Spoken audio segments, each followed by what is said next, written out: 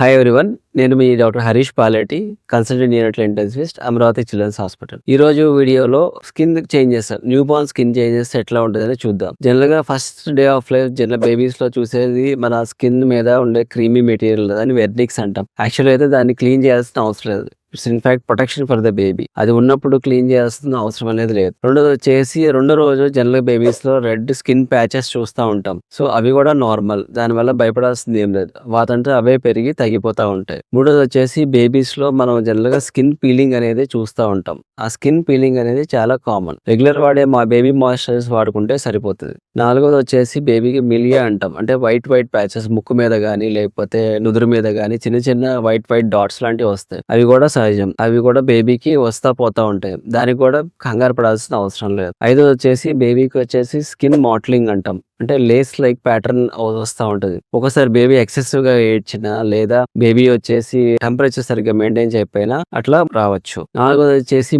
నాలుగో రోజు yellowish discolouration, jaundice. అది సహజంగా ఫిజియలాజికల్ అందరి బేబీస్ కి ఉంటుంది. అలా వచ్చినప్పుడు నాలుగో రోజు జాండిస్ టెస్ట్ చేసుకుంటే సరిపోద్ది. Thank you.